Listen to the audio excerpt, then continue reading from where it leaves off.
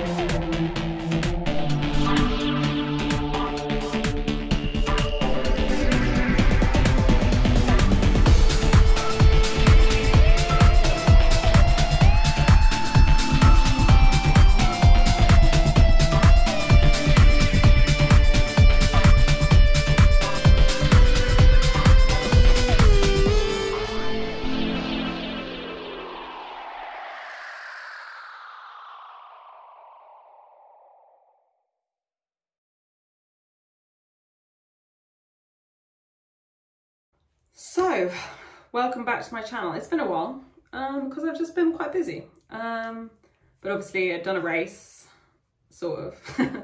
So I guess time for a little debrief about Challenge London. There's not that much to say about it, to be honest, because it didn't last that long.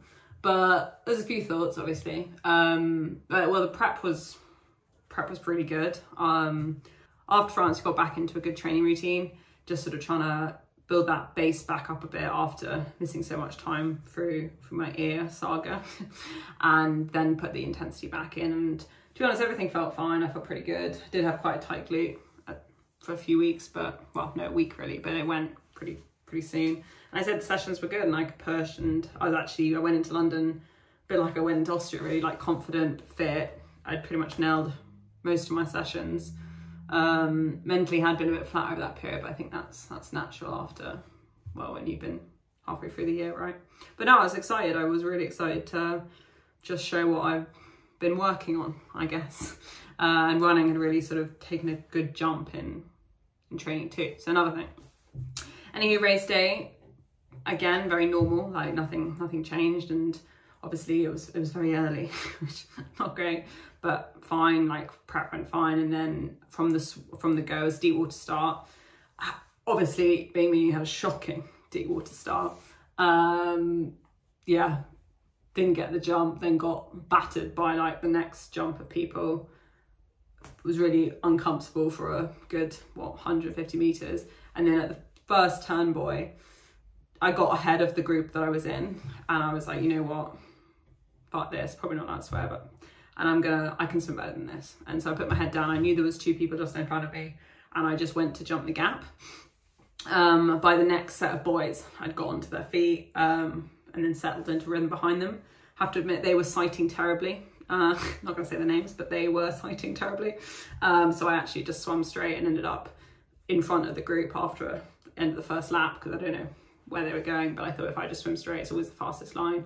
And then I got onto the front of the group, led that for a bit. Then they came back past me just for the last turnaround buoys, and there's no point pushing hard here, so I just sat in. I conserved a lot of energy, got out just behind them. So technically we were third, fourth and fifth getting out of the water.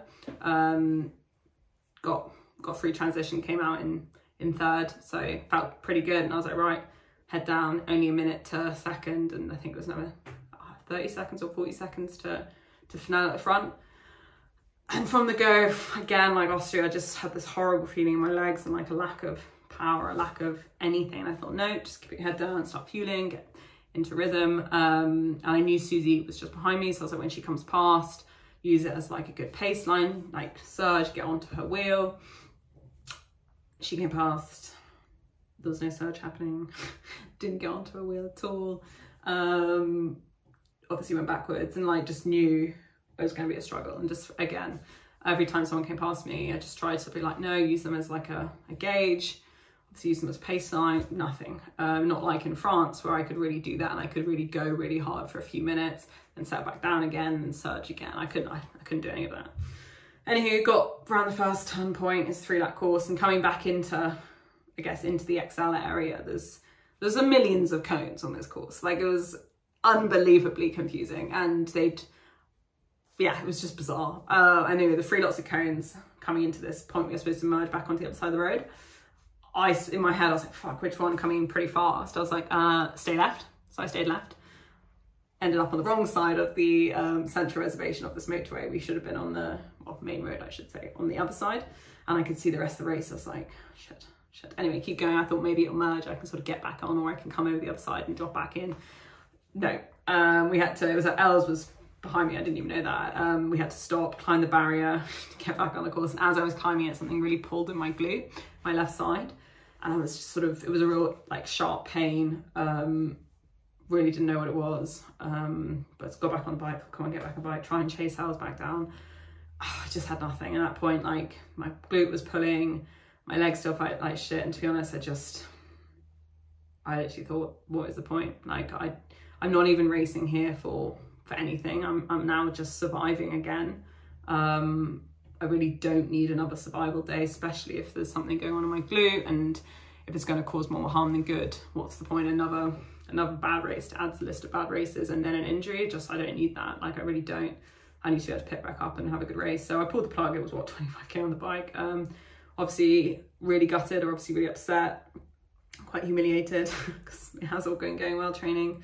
And yeah, this glute has been bugging me since. So yeah, it's sort of a bit of a kick in teeth when you just want to pick yourself back up. Had a few days to just sort of mentally turn off and hate it all, but then obviously I'm all for one to finding a solution, and I'm not going to give up now just because I can't get it on the day I need to get it. There's a solution. If I can roll out of bed and have a great day of training, how can I not replicate that for a race? So there's a solution for that. Again, the glute is a different thing, but obviously we still need to sort that. I've got Worlds in 2 weeks nearly now, and then Zelamze, so we need to make sure that we have the right information, have the right training to keep myself there, but also make sure we don't do any damage. So we're sort of getting some answers, possibly getting a ultrasound to make sure it's okay. And in terms of the racing, how do I not have my worst legs on race day versus just okay legs? I'll take okay, to be honest. We're going to move a lot of things around. We're going to change up my taper. We're going to change up quite a few things, because again, we've got nothing to lose. I've got nothing to lose. To turn out hard, I'd probably be better. Turning up average, definitely be better. So it's sort of, yeah, let's just try and rip it all up again to see what is working. And it sort of links in with how I felt in some races last year as well. So I don't think it's fluke. I think the style that we do in taper, which is not wrong or right, it just doesn't work for me at all. And it's almost preferring me up worse for whatever reason. So we're going to try and see if we can at least change it, and then we can build from there. So yeah, that is where I'm at. Again, obviously really disappointed, really gutted and frustrated. I think that's natural. But all I can say is thank you to everyone who continues to support me amazingly. And obviously my coach, my family and everyone that for like continue believing in me and letting me do this really, and supporting it as well. I hope just the start. I think I've said that so many times, but like, I know I'm close to that performance that I know I can do this year. But you've got to do it. You can't say, what if? You can't say, oh, if I kept continuing, I could have done that. What if I had my even average legs, I would have come da. No, you've got to have the legs you need on race day when it matters. So yeah, but positives, swim. Apparently it's okay now apart from my start, so that's fine. I've got to just focus on learning how to ride a bike again and getting to the run. So here we go. But no, motivated to hopefully get to Worlds. Not trying to think too far ahead, to be honest. Just trying to get through the next few days of training, and we'll see. So yeah, thanks so much for the support as always. Obviously it's a long debrief, but I guess I'm just running through what's going on in my head and what's going on physically. And yeah, and just we'll work it out. I hope. Always going to be a really long season. Actually, it might be a very short season, might finish. Anywho, thanks so much. Take care. Obviously, if you like what you see, give it a big thumbs up. If you want to see more, follow my journey into Worlds and beyond. Hopefully, few solutions come out of it. We're also going to be using some pretty cool tech to work out if this leg feeling is oxygen related as well, performance related, or taper related. So that's quite cool. I'll be giving insights into that.